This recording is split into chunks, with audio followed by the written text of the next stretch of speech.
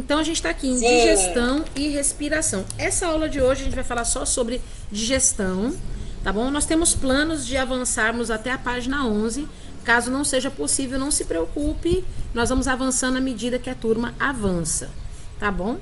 Bom, gente, digestão não tem segredo, né? Quando a gente começa a falar de digestão, a gente vai falar a respeito de um simples sistema, né?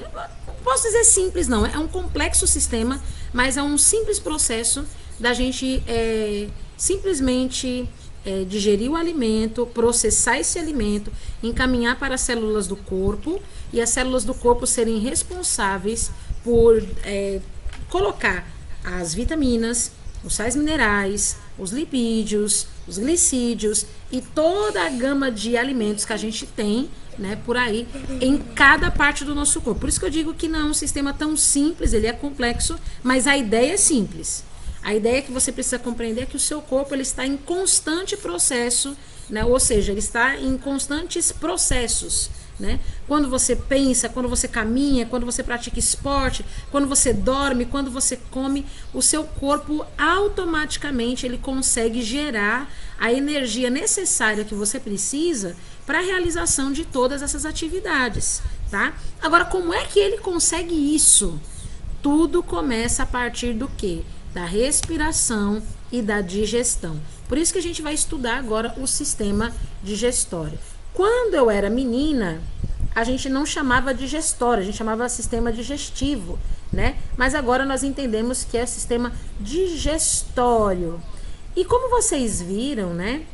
A gente tem processos, né? Procedimentos que o nosso corpo vai fazer ao longo da nossa vida. Então, todos os seres vivos precisam de quê? De energia para sobreviver. E produzir essa energia, né? É necessário que alguns requisitos estejam em dia, como, por exemplo, a alimentação. Sem alimentação, você não consegue ter energia suficiente para fazer as suas atividades do dia. Nem para pensar, nem para dormir, nem para comer. Aliás, para comer. Também. Então, o que acontece? As plantas e as algas, elas vão produzir o seu próprio alimento através de um processo chamado fotossíntese. Como que isso acontece? As plantas e as algas, elas vão captar a luz solar, elas vão captar também água do ambiente, né? Seja da raiz das plantas, da água contida no solo ou contida até mesmo na atmosfera. Elas vão também absorver o gás carbônico presente no ar e aí um processo onde elas vão começar a produzir seu próprio alimento, que é a glicose, começa a ser feito. Então, as plantas, elas são a base da cadeia alimentar. Elas são capazes de produzir o seu próprio alimento e de sobreviverem dessa forma. Agora, nós não somos seres que produzem o nosso próprio alimento. Nós somos seres heterótrofos, enquanto que as plantas são seres autótrofos. Elas mesmas produzem o seu próprio alimento. Mas o alimento que as plantas produzem são consumidos por nós, seres humanos, ok? E nós produzimos aí energia. Mas olha que interessante, as algas e as plantas produzem duas bases necessárias para a nossa produção de energia, que é o oxigênio e são aí os frutos, né? A ingestão de nutrientes para que a gente possa ter aí energia, porque está tudo dentro dos alimentos. Então, a nossa base alimentar começa com as plantas, ok? Interessante também colocar aqui uma curiosidade, e a gente pensa que as árvores, elas são responsáveis pela grande maioria da produção do gás oxigênio que nós necessitamos. Mas, na verdade, são as algas marinhas. Você sabia disso? Mãe, terminei. Eu vi também disso no floresta, eu não estava assistindo. Pois é, as algas marinhas produzem 90% do oxigênio que nós, seres humanos consumimos.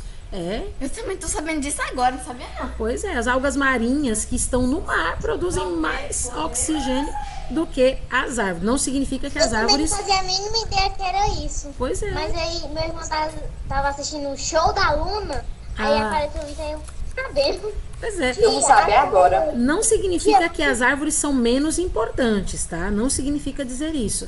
Mas é importante a gente saber que essa base alimentar, no caso as plantas e as algas, elas são participantes necessárias, né, como personagens principais aqui, né, do nosso estudo, para que a gente saiba como que acontece a produção de energia no nosso corpo. Então, absorção de oxigênio pela atmosfera, né, pelo ar, que a gente absorve pelas narinas, e a ingestão de alimentos que vem aí a partir do quê? A partir dos processos produtores das plantas, tá certo? Então a gente já começou o nosso assunto bem, falando de comida, eu gosto assim. Comida é o nosso forte. Comida é o nosso forte, eu gosto de falar de comida, entendeu? Na verdade, comida é o nosso prato. Então, aqui agora a gente vai para nossa página 4, falar um pouquinho sobre sistema digestório, tá? Então, a gente tem que saber que o sistema digestório, sem dúvida alguma, é o principal responsável pelo processo de digestão, é o qual vai nos permitir aí a separação e a absorção dos nutrientes nos alimentos. Bom, gente, nem tudo que a gente come tem que ser assim, né, garantido de segurança, não. Tem muita coisa que a gente come, que muitos alimentos, principalmente industrializados, que eles vão ter ali alguns componentes, né, que não fazem muito bem para o nosso organismo, tá? Enquanto que outros que são provenientes aí da atividade humana, né, muitas vezes também possuem o quê? Os agrotóxicos, por exemplo, né, que são compostos químicos que são utilizados, né, nas plantações para poderem livrar as plantações de pestes, né, e outras coisas mais. Só que tem uma situação problemática nisso aí. Quando nós ingerimos esses alimentos que tenham esses componentes tóxicos, né, envolvidos aí, a gente pode sofrer alguns problemas digestórios, né, ou no nosso estômago ou no nosso intestino. E a gente vai falar disso mais lá na frente, tá bom? Primeiramente, quero lhe apresentar aqui os alimentos que eles são ingeridos, né? Os alimentos são ingeridos, eles são formados aí por diversos nutrientes, né? E eles são ótimos para a nossa manutenção de saúde e também o desenvolvimento do nosso organismo. Os nossos alimentos, naquilo que nós ingerimos, eles vão passar por vários órgãos e passar por vários processos que vão, entre aspas, né, quebrar o alimento ingerido em pequenos pedaços a pontos de serem absorvidos, armazenados no nosso corpo, levados pelas células em diferentes partes do nosso organismo, para dar aí o nosso movimento, desenvolvimento e o funcionamento que nós precisamos em nosso corpo. O resto, né, daquilo que não é absorvido pelo corpo, vocês já sabem, o fim do processo é eliminado, né, na forma de fezes. A gente vai ver todo o processo digestório. A começar, olha que lindo esse infográfico, eu não sei você, mas eu curto demais os infográficos aqui desse livro, né? Então a gente vai analisar aqui o processo, né, digestório. A boca é o início desse processo, tá? O processo de mastigação e deglutição do alimento. Tudo começa aqui. Os dentes, eles têm características únicas. Cada tipo de dentição que você tem vai trabalhar de uma maneira singular. Nós temos os dentes que vão cortar o alimento, os que vão amassar o alimento, rasgar o alimento. Por fim, nós temos aqui o trabalho da língua e da saliva, que vão produzir aqui essa mistura entre saliva e o alimento, formando o bolo alimentar. O bolo alimentar ele vai seguir pela faringe, pelo esôfago, até chegar ao estômago. No estômago nós temos aqui algumas substâncias que vão servir, né, para a quebra desses alimentos em pedaços cada vez menores, para facilitar a digestão. Assim que o alimento ele passa de nível, ele vai para o nosso intestino. Chegando no intestino grosso, ele vai ter ali uma grande quantidade de água misturada ali, aquilo que vai ser rejeitado pelo organismo. A falta de água é um processo também que acomete na questão de prisão de ventre. Quando nós não conseguimos evacuar com muita frequência, é porque nós temos baixa ingestão de água no nosso organismo. E o intestino delgado também favorece aí a separação, né, das partes que vão para o nosso organismo, dos alimentos que vão para o nosso organismo. O que não vai para o nosso organismo é lançado fora pelo reto. Aqui, o fígado... Tia. Oi? Eu tenho uma dúvida. Pode dizer. Como a senhora acabou de dizer, a gente tem, as pessoas que ingerem água não tem prisão de ventre, é tudo normalzinho. Tipo, se uma pessoa, se ela não bebe muita água, isso pode causar pedra no rim? Sim, causa pedra no rim, por quê? Porque o seu corpo, ele está em constante funcionamento. Isso significa dizer que o tempo todo ele carece de oxigênio, de água, de alimentos, porque ele está o tempo todo gastando energia. A baixa ingestão de água vai favorecer a formação de pedras nos rins, por quê? Porque o seu rim, na verdade, ele vai funcionar como um filtro do seu sangue, né? Quando é que você sente sede, por exemplo? Você sente sede quando o teu corpo manda uma mensagem para o teu cérebro dizendo que o teu sangue está ficando grosso demais para passar pelo processo ali do coração. Como bomba nutriz do seu corpo, ele está avisando, ó, esse sangue está grosso demais, manda beber água para afinar um pouco mais, porque está ficando difícil aqui o processo. Está gastando mais energia do que o necessário. Então, como o rim ele é um filtro, né, como se você estivesse fazendo café. Você coloca o café, né, no filtro de papel, vai ficar ali na parte do filtro, a parte da borra do café e o líquido todo vai descer, né? Por isso que é importante você beber muita água, para não formar essas aglomerações de cálcio, né? Porque ali no rim nada mais é do que aglomerações de cálcio que vão se colando, né, umas partes nas outras e formando aquela pedra. Eu tenho aqui um irmão aqui na igreja que ele fez uma cirurgia de retirada, né, de pedra nos rins. A pedra era quase metade da palma da mão dele. Aí a gente fica pensando, como que isso aconteceu, né? Então é importante tomar muito líquido. Você, na idade que você está, você deve tomar aí entre 1,5 litro a 2 litros de água todos os dias. Que dirá eu? Depende, o meu peso é maior, eu tenho que tomar cerca de 3 litros de água por dia. Eu não bebo nenhum direito. Isso é horrível. Ei, tia, eu tenho uma pergunta também. Pode fazer. Como tia, assim, tia explicou esse negócio da pedra no rim, né? Tem como, por exemplo, você já tá com uma pedra no rim e você começa a beber bastante água. Aí desmancha. Então, existem alguns procedimentos, né, que você vai tomar alguns medicamentos junto com a água, né, que podem sim desmanchar as pedras de cálcio, sim, né, mas esses procedimentos são indicados pelo médico, tá bom? Num caso mais extremo, aí sim vai para cirurgia. A cirurgia não é tão difícil, é uma cirurgia simples, mas de qualquer forma, a dor do cálculo renal, a gente chama de cálculo, tá? A dor do cálculo renal, ela é muito forte. Inclusive, outra curiosidade aqui para vocês. Sabe por que vocês estudam cálculos na matemática? A palavra cálculo significa pedra. Sabia? A palavra cálculo significa pedra. Eu tenho a mínima ideia. Mas sabe por quê? Porque antigamente as pessoas não sabiam calcular usando dedos ou outros recursos, né?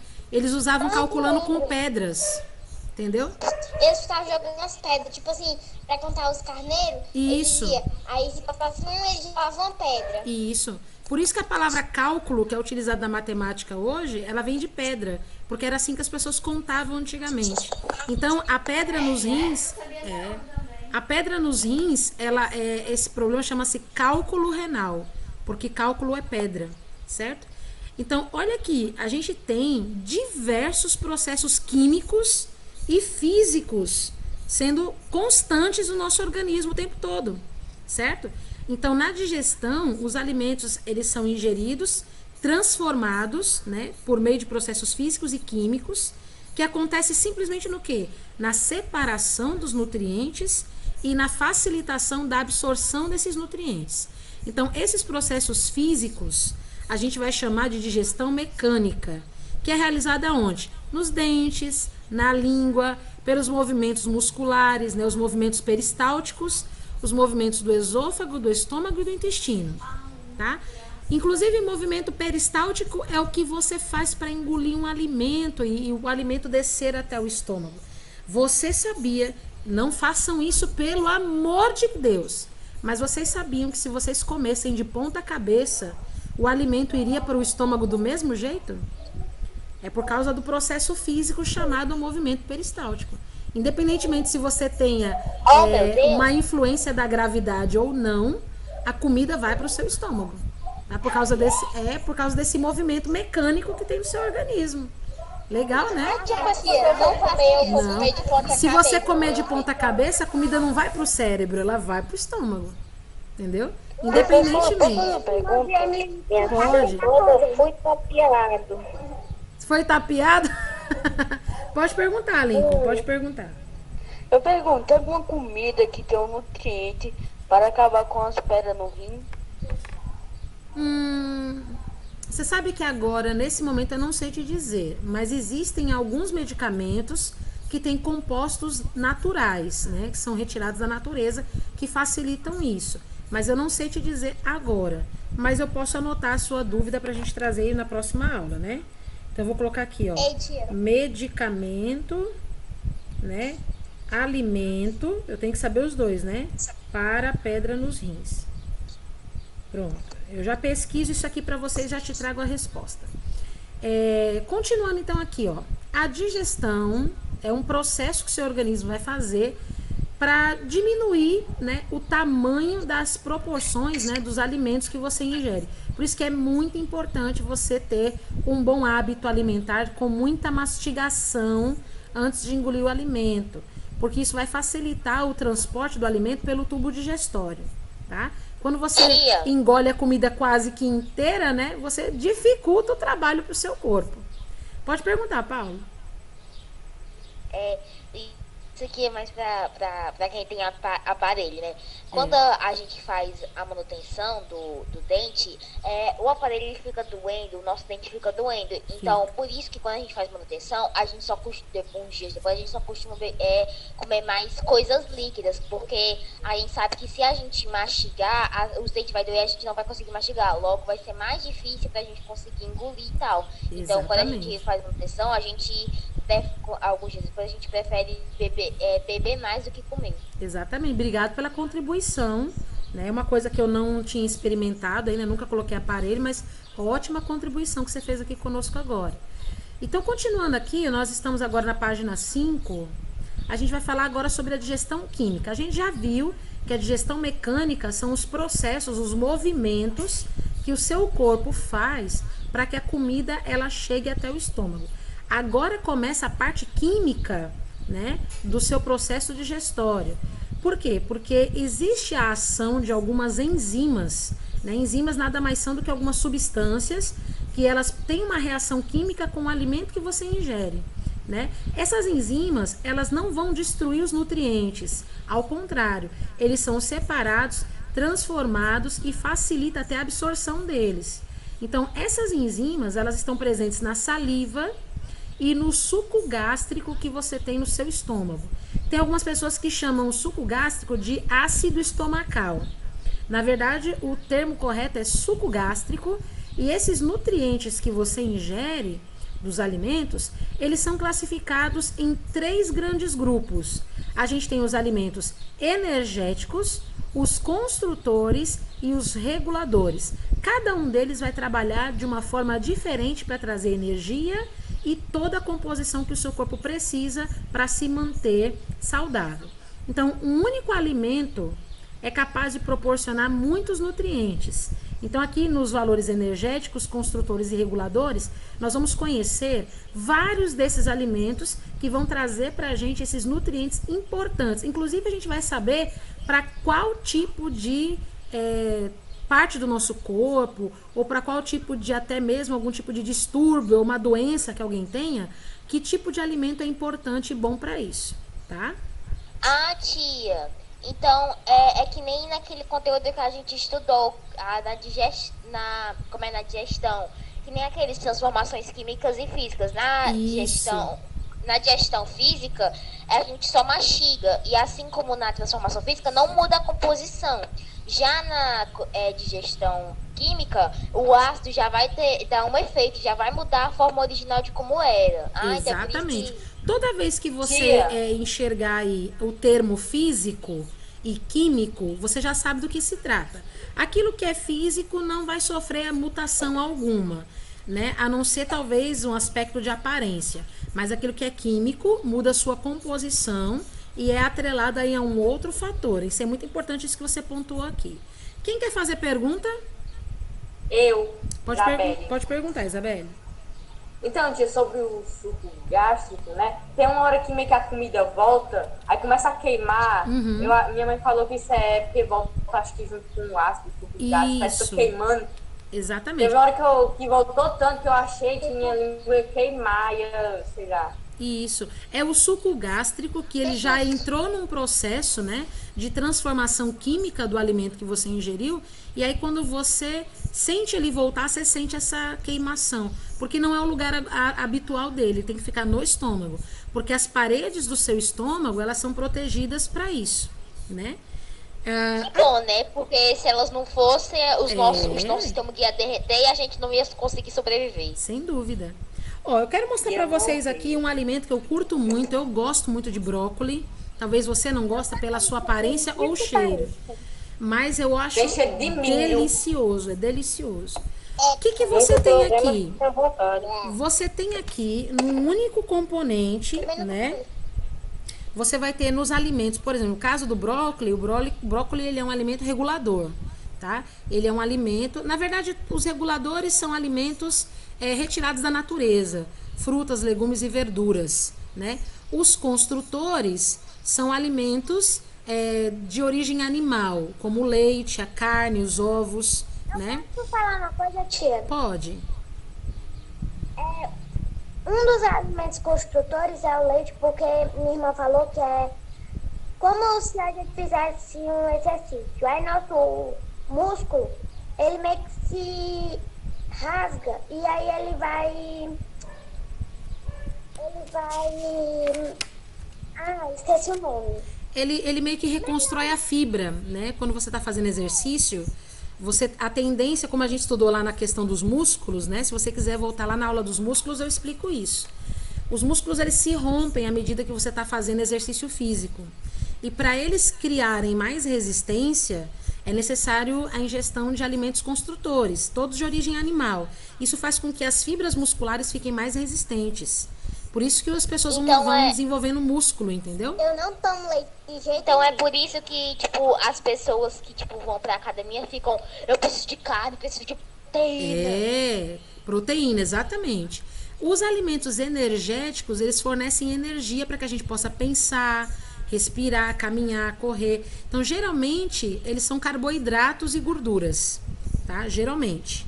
Então, a gente tem aqui, ó, energéticos, são carboidratos, gorduras, tudo que é massa, pão, bolacha, bolo, macarrão, arroz, tudo que é massa é carboidrato. E algumas gorduras também são alimentos energéticos. E também açúcares, né? Traz uma energia medonha. Os construtores são as proteínas. Eles vão trabalhar na sustentação e na renovação das células e dos tecidos. Os reguladores, eles são compostos de sais minerais e vitaminas. Vão regular o seu intestino. Mas também existem outros nutrientes em todos os alimentos, como, por exemplo, as fibras, que também vão ajudar na regulação do seu intestino, ajudando na evacuação, né, das fezes, e a água. Né? Todos os alimentos que a gente ingere têm água. Né?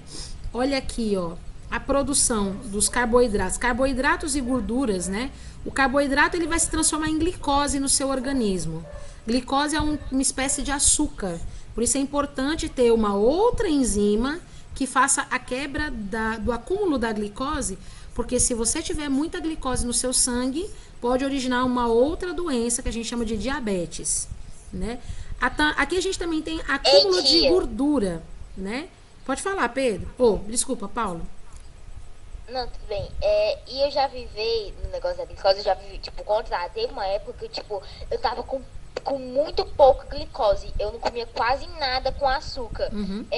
E, tipo, eu achava ruim, mas acho que agora eu não achei tão ruim. Que toda hora que eu comia, qualquer coisa que eu comia, a minha mãe perguntava, quer um brigadeiro? Quer um doce? Pois é. Aqui também temos um cuidado também com excesso de gordura no sangue, né? Porque excesso de gordura no sangue pode favorecer o entupimento das veias e isso pode ocasionar uma das doenças, né, que a gente pode ter, é a questão da pressão alta, né, hipertensão. Então a gente também não pode ter excesso de gordura. É uma das, né? Fora a questão aí também do excesso de peso, que a gente chama de como é que a gente chama? Obesidade, né? Cuja qual deveria saber o nome, por sinal. Muito bom, Ana. E finalizando aqui a página 5, pode falar. É verdade que quando a pessoa tem, tipo, veias mais azuladas, é porque ela tá com acúmulo de gordura no sangue? Não, nós temos as veias azuis, né, e temos as veias avermelhadas no sangue normalmente, né, isso não procede. O acúmulo de gordura no sangue deve-se a vamos dizer assim, um hábito alimentar ruim.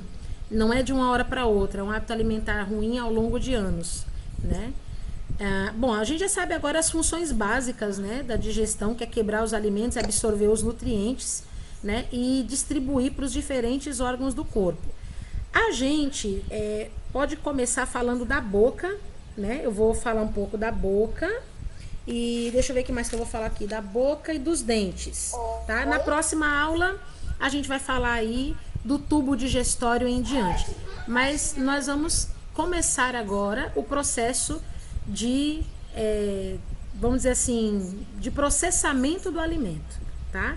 Então, aqui na sua língua, você tem as papilas gustativas, é nelas que você sente, tecnicamente, o sabor.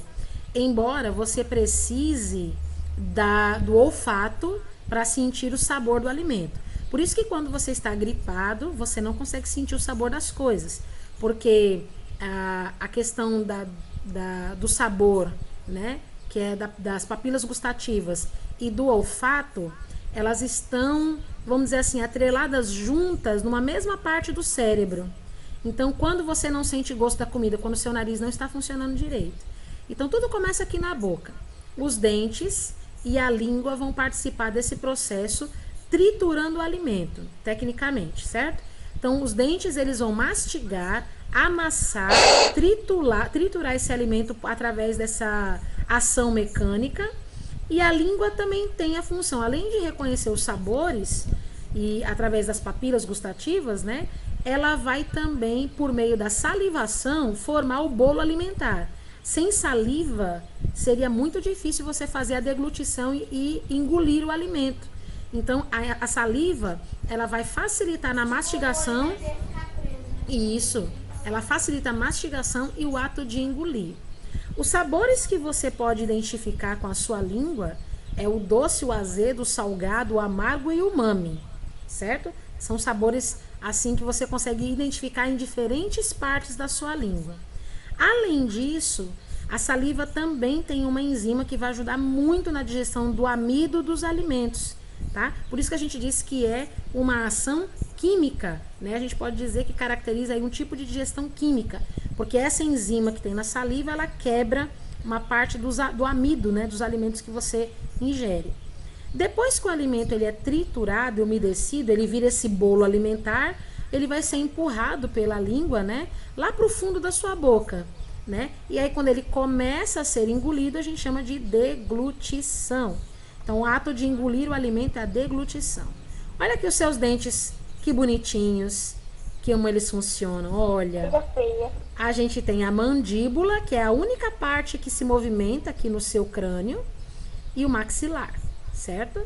Então, os dentes, eles são estruturas de cálcio, né? São ossos que estão presos aí à maxila e à mandíbula, tá? E os ossos do crânio também são importantes no processo de mastigação. Lembrando que a mandíbula é a única parte do seu crânio que se movimenta. Então, o quê? Que nasce também os dentes lá do fundo. Vou falar agora. Então, ó, os dentes, eles têm um esmalte, né?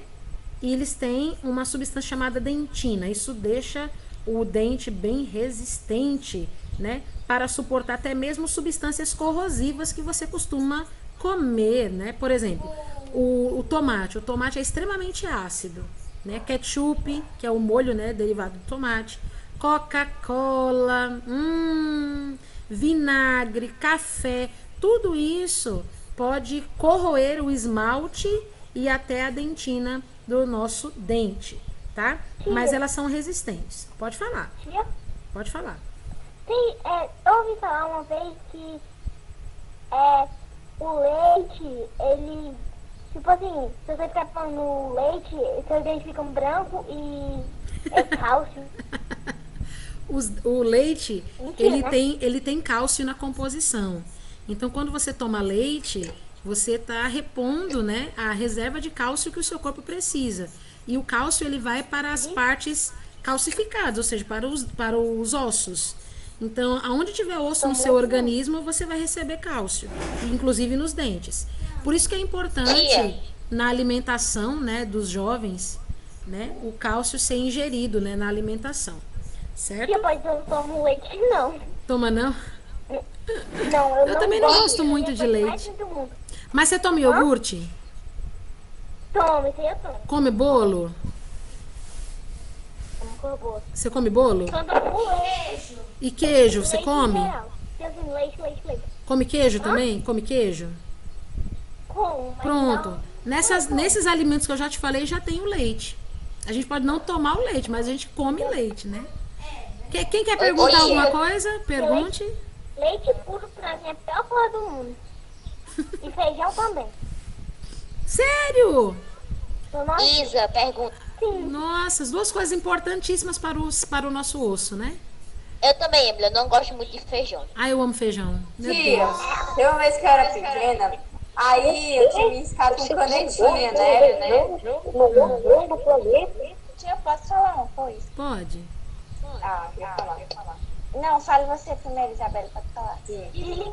Aí, tia, teve uma vez que eu era pequena, que eu me risquei com canetinha, né? Aí eu vi minhas veias, né, que é verde. Roberto, diz seu microfone tá atrapalhando. Aí.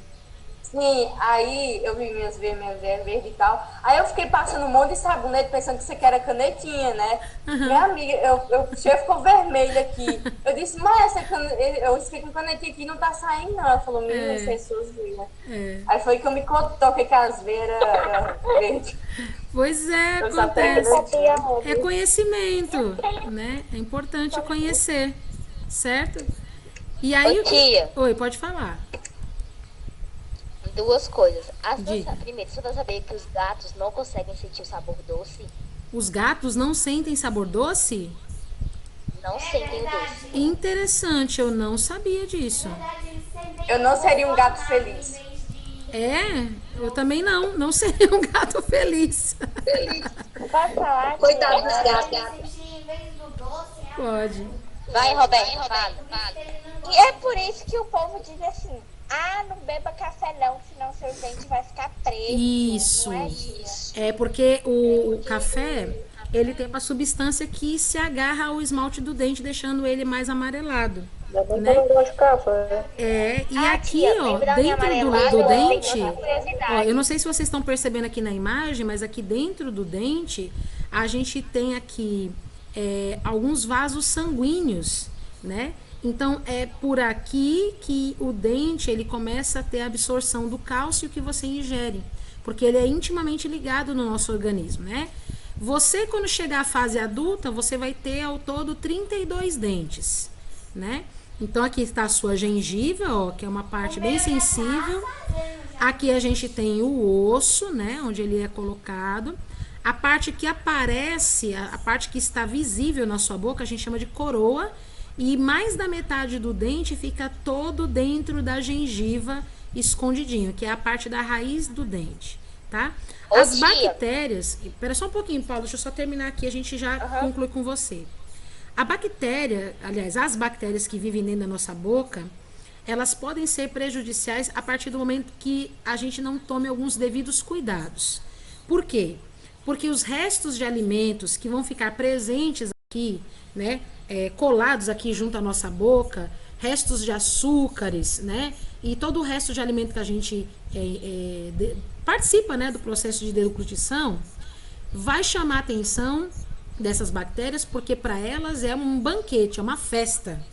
É um lugar escuro, é um lugar ali com saliva, é um lugar com comidinha. Então elas começam o quê? A corroer o esmalte do dente até chegar na dentina e pode chegar até a polpa do dente, causando dores em algumas situações, até a perda desse dente. Então é importante que você bloqueie a produção desses ácidos que as bactérias produzem, porque nada mais é do que o processo digestório delas. Elas comem o resto do alimento que está na sua boca, tem o processo digestório delas e elas vão soltar esses ácidos através do quê? Através da eliminação das fezes dela na boca de vocês.